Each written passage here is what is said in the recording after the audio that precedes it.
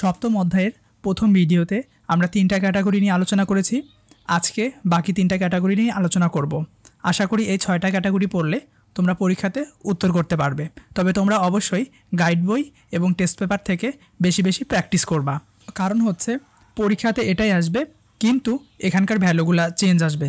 Suppose আমি 2x লিখেছি, আসবে 3x এরকম। তো তোমরা যদি বেশি বেশি প্র্যাকটিস করো তাহলে 7 অধ্যায় থেকে অবশ্যই 10-এ 10 পাবা, কারণ চ্যাপ্টারটা অনেক বেশি সহজ। তো চলো শুরু করা যাক। ক নাম্বারে আমরা অনুক্রমের ব্যাপারটা নিয়ে আলোচনা করব, কারণ অনুক্রম থেকে এমসিকিউও আসে, সিকিউও আসে। তো দেখা যায় সাধারণত কতগুলো অনুক্রম সূত্র মেনটেন করে, কতগুলো মেনটেন করে না। তো চলো দেখা যাক আমাদেরটা সূত্র মেনটেন করে কিনা। ক নাম্বার, তোমরা একটা জিনিস খেয়াল করো, প্রথমে লেখা 1, তারপরে 2/3, তারপরে 4/9, 8/27। আমাদের এটা গুণন্তর ধারা মেনটেন করে। কেননা আমরা যদি দ্বিতীয় ভ্যালু দিয়ে প্রথম ভ্যালুকে ভাগ করি তাহলে যে আরের ভ্যালু আসবে বাকি সবগুলোতেও সিমিলার আরের ভ্যালু আসতেছে, তার জন্য এটা গুণন্তর ধারা। আর গুণন্তর ধারার মধ্যে কমা থাকতে পারে, যোগও থাকতে পারে। তাই আমরা লিখে ফেলি 1, 2/3, 4/9, 8/27। অনুক্রমটি একটি গুণন্তর অনুক্রম যার প্রথম পদ 1, দ্বিতীয় পদ 2/3। এরপরে সাধারণ অনুপাত বের করব। তো আমাদের কী করতে হবে? নবম পদ নির্ণয় করতে হবে। আমরা এটাকে চাইলে ধরতে পারি। সুতরাং সাধারণ অনুপাত আর equal to second value divided by first value. তো 1-এর তো কোনো দাম নাই, তার জন্য 2/3 উত্তর। তো আমরা লিখে ফেলি নবম পদ। সুতরাং নবম পদ এ আর n-1, এর ভ্যালু কত? 1, আর এর ভ্যালু কত? 2/3, এন এর ভ্যালু কত? 9-1। তাহলে ক্যালকুলেট করলে কত হয়? 2/3 সবার উপরে 8, 2 এর উপরেও 8 লেখা, 3 এর উপরেও 8 লেখা। তার মানে হচ্ছে এখানে 8টা 2 আছে।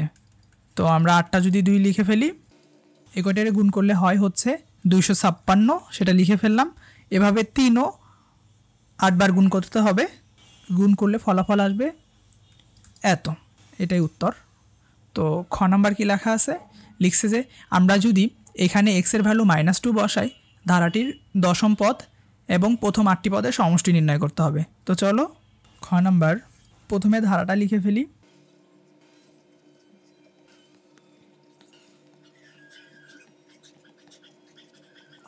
প্রদত্ত ধারাটি এত। সুতরাং x সমান -2 হলে ধারাটি 1/2 -2 +1 প্লাস 1/2 -2 +1 হোল স্কোয়ার প্লাস 2 -2 +1 ... তাহলে ক্যালকুলেট করলে কত আসবে? 1/4 +1 -3, এখানে প্লাস -4 +1 -3, -3-এর উপরে স্কোয়ার, তার মানে হচ্ছে এইটা। তারপরে হচ্ছে এখানে -4 যোগ 1 -3, -3-এর উপর কিউব করলে কত হবে? -3 কিউব, প্লাস মাইনাসে মাইনাস, লিখে দিলাম -3 কিউব। মানে হচ্ছে কোনো সংখ্যার উপরে যদি জোর থাকে, সেই সংখ্যাটি মাইনাস হোক আর প্লাস হোক, যাই হোক না কেন, সেটা অবশ্যই প্লাস রেজাল্ট আসবে। আর যদি আমাদের এভাবে থাকতো, কিউব থাকতো, তাহলে অবশ্যই এটা মাইনাস দিয়ে উত্তর আসবে, -2 কিউব। সো আমাদের মাইনাস দিয়ে উত্তর আসলো। আমরা ধারাটা পেয়ে গেলাম। এবার প্রথম পদ a ইকুয়াল টু -1 এত, দ্বিতীয় পদ 1/3 স্কোয়ার, চাইলে এটাকে আমরা 1/9ও লিখতে পারি। তাহলে সাধারণ অনুপাত দ্বিতীয় value divided by first value. তো দ্বিতীয় ভ্যালু কত?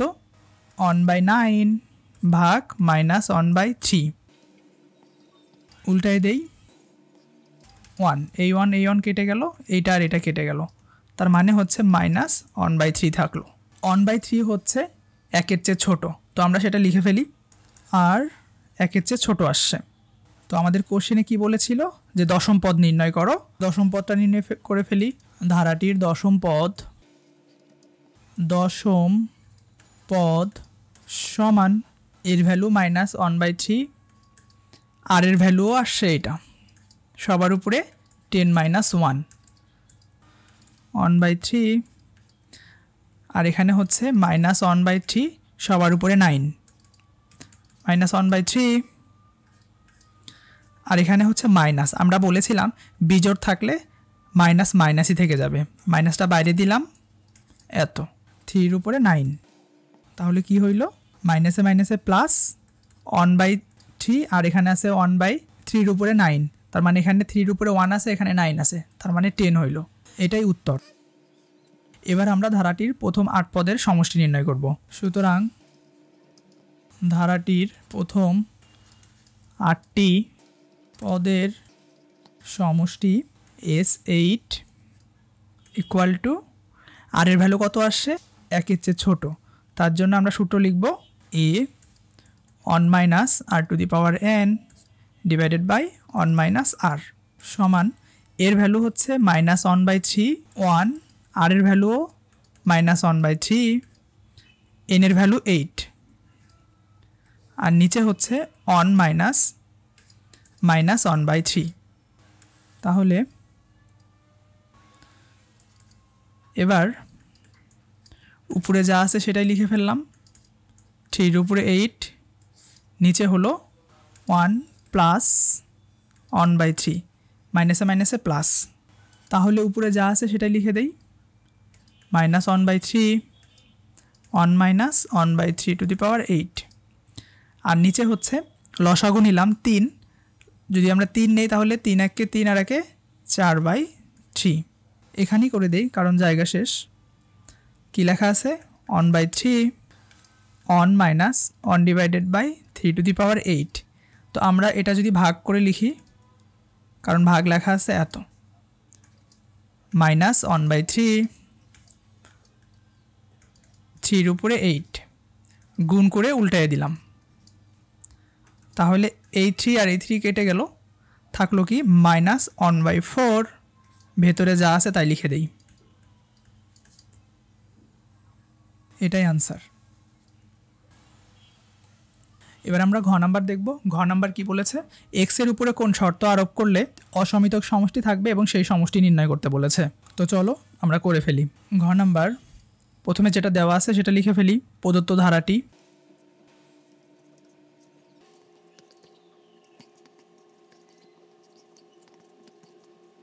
আগের মতোই, ধারাটির প্রথম পদ, ধারাটির প্রথম পদ a ইকুয়াল টু 1/2x + 1, ধারাটির দ্বিতীয় পদ কত লেখা আছে 1/2x + 1 স্কোয়ার। সুতরাং সাধারণ অনুপাত দ্বিতীয় পদ ডিভাইডেড বাই প্রথম পদ। তো দ্বিতীয় পদ কি লেখা আছে 1/2x + 1 ডিভাইডেড 1। তো আমরা যদি উল্টায় দেই 1/2x + 1 স্কোয়ার, উপরে গেল 2x + 1, নিচে 1, এখানে আছে 2টা আর এখানে আছে 1টা, তার মানে কাটাকাটি যে নিচে শুধু একটা থাকে। তো আমাদের কোশ্চেনে বলেছিল ধারাটির উপর কোন শর্ত আরোপ করলে অসমিতক সমষ্টি থাকবে এবং সেই সমষ্টি নির্ণয় করতে। তো আমরা লিখে দেই, সুতরাং ধারাটির তক সমষ্টি থাকবে যদি এই সূত্র মেইনটেইন করে, অর্থাৎ -1 আর এর ভ্যালু কত 1/2x + 1, এখানে শুধু 1। আমরা এবার 2 ভাগ করে করব, কারণ এই পার্টটা নিয়ে একবার করব, এই পার্টটা নিয়ে একবার করব। হয় -1 1 ডিভাইডেড বাই 2x প্লাস 1, বা আমরা এটারে বিপরীতকরণ করব। বিপরীতকরণ করলে চিহ্ন চেঞ্জ হয়ে যায়। পাশে লিখে দিতে পারো চাইলে যে বিপরীতকরণ করে পাই। বা আমরা এখান থেকে x এর ভ্যালু বাইর করব। কিভাবে করব? আমরা উভয় পক্ষে -1 করি, তাহলে কত হয়? -1 -1 -2, আর এ পাশে প্লাস মাইনাসে কেটে যায়, শুধু 2x থাকে। বা আমরা এবার উভয় পক্ষকে 2 দিয়ে ভাগ করে দেই, তাহলে এ পাশে থাকে -1, এ পাশে থাকে শুধু x, বা x 1-এর দিকে -1, অথবা এই পার্টটা থাকলো। আমরা আবারও এটাকে বিপরীতকরণ করব, আর আমরা জানি বিপরীতকরণ করলে চিহ্ন চেঞ্জ হয়ে যায়। বা আমরা উভয় পক্ষে -1 করে দেই, 2x গ্রেটার দেন, এখানে -1 +1 কেটে গেল, এখানে +1 -1 কেটে গেল। বা উভয় পক্ষে 2 দিয়ে ভাগ করে দেই, তাহলে আমরা নির্ণয় শর্ত পেয়ে গেলাম। সুতরাং নির্ণয় শর্ত এত অথবা এত। এবার আমরা অসমিতক সমষ্টিটা বের করে ফেলি। সুতরাং ধারাটির অসীমতক সমষ্টি a ডিভাইডেড বাই 1 - r, এর ভ্যালু কত আমরা বের করেছিলাম?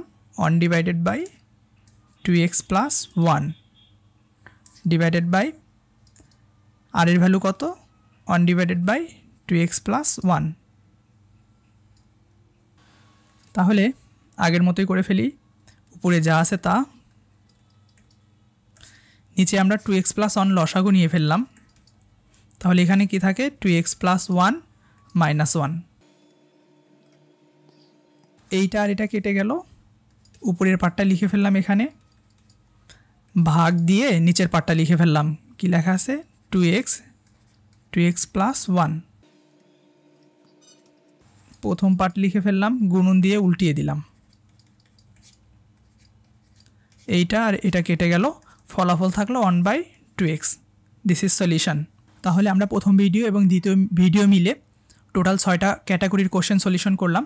আশা করি এই 6টা ক্যাটাগরির মধ্য থেকেই পরীক্ষাতে আসবে, কিন্তু ভ্যালু চেঞ্জ আসবে, সেজন্য তোমরা অবশ্যই টেস্ট পেপার এবং গাইড বই অনুশীলন করবা।